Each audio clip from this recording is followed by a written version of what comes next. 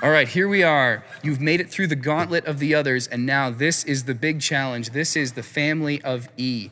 This, by far, has the most options, but it is by far the most complex. So if you're familiar with the classic E chord and A chord, you know that when you play bar chords, these are labeled as A style and E style based on the shape. So even though right here I'm playing a G bar chord, this is an E style bar chord because I'm using the E bass with the bar.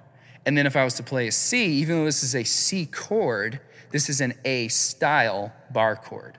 So we're going to be using bits of these in order to make our open chords. So there's basically two halves to the key of E. So I'm gonna split those up. Let's start with the E style in the family of E. So if you're used to forming your E chord like this, you're gonna wanna change that because you're gonna need this pointer finger. So what I want you to do is pair these two together and then use your middle finger there on the major note and consider your pointer is gonna become a bar or a bass note in some applications. So here's your new way to form your E. Fantastic. So that's your one. So let's go up to the two. Now this would be a 2 major. We're probably not gonna use that one in worship stuff too much, but that's there if you want it. So to make this a minor 2, which is really what we need, we're going to take this note here and it's got to go down 1. So I can't really do this stretch comfortably, so I'm going to take my pointer that was up here and I'm just going to drop it down and put it on that note, and I'm going to replace the bass note with my thumb. You don't have to use your thumb if that's a weird stretch, but if you're not going to use your thumb, you do need to not play this low string, because otherwise you'll just get a droning E, a droning one note, and it'll wreck the chords you're playing. So if you're not going to use the thumb, avoid the low string. If you are using your thumb, you get a nice bass note. So yeah, there's a nice sweet 2 chord. Now the 3 chord is going to be this same thing, just up a full step. So just relax your hand, slide up the track, and there's your 3 chord. Now we're going to go up a half step to turn into the 4, and we're going to make this major again. So I'm going to go back to your typical E style. So that's your 4. We're going to take that up a full step to go to 5. And now we're going to do just like we did on the 2 and the 3. We're going to make this, so up a full step, and I'm going to make it the minor. I'm going to use my thumb on the bass note. Sorry, I'm a little bit out of tune. And then the very last one, this is a little bit difficult and it's different. So I'm going to put my ring finger up here on the E flat, so that's the 11th fret, and then I'm making this shape. It's just a little chord with my pointer and my pinky. So it's the 3rd string, 9th fret with my pointer, and then it's the 11th fret on the 4th string with my pinky finger, and then with my ring over here on the bass, and you get this sound. So that's a really nice, stepping up, back up to the 1 sound. So again, let's walk through those. You've got your 1, 2, your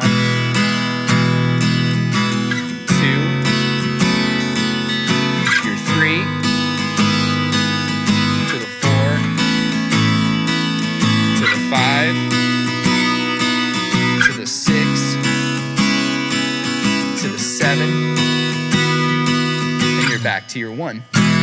So that was all the E styles. Now let's go over to the A style. Now the A style is easier than the E's, but it's just a little bit more limited, and I'll show you why in just a second. But let's start with how to make the A style. So again, it's based off of an A style chord. So what we're gonna do is just take a part of that and basically make this 3-finger chord. I'm starting up here, pointer finger is on 2nd string, 7th fret, and I'm making a 1, just the 3-finger chord right there.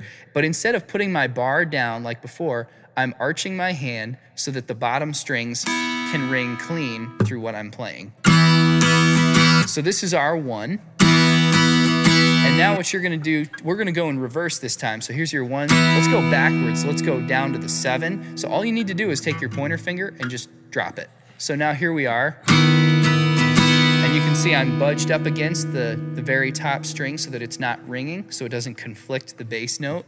So here's the 7. And now we're going to go down a full step, and you can see we added an extra fret of space in here with that drop. So we're gonna go down a full step, but we're gonna come back together with only 1 fret of space in the middle. We're back to the normal shape. So this is your 6.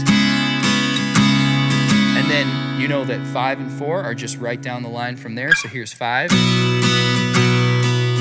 And then 4, the bridge becomes where your pointer finger is. So you can take your pointer off, and I'm just going to use my thumb to stop the E string from fighting with my A root note. Now 4, this is where it gets tricky, because for one chord, we are going to have to cheat and borrow from the E styles, because there is no A style chord that accomplishes the 3.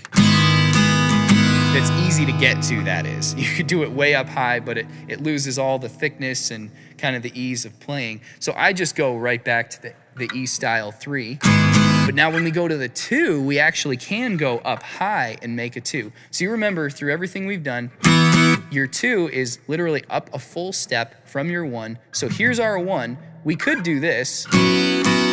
That's not the nicest sounding chord, so I'm gonna do this chord. I'm gonna take these 2 fingers here, and I'm just going to reverse their position like this. So I'm leaving my pinky where it is, but I'm taking my pointer and my ring and I reverse them. So now my ring finger is holding the F sharp note, so it's the 9th fret on the 2nd string, and my pointer finger is now on the 7th fret on the 3rd string, and you get this sound.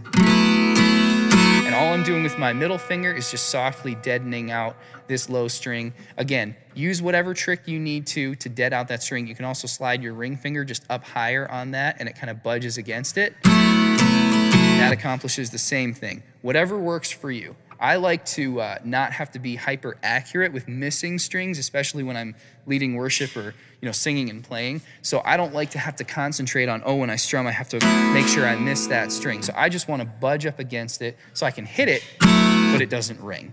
So here's your 1. You've got that cool 2. And then from there, we're going to borrow the 3. And now we're back to A styles, thank goodness. And then these are pretty much the same. So that was 4, here's 5, here's 6, and then you've got your 7, and then you're back to your 1. So that is the family of E.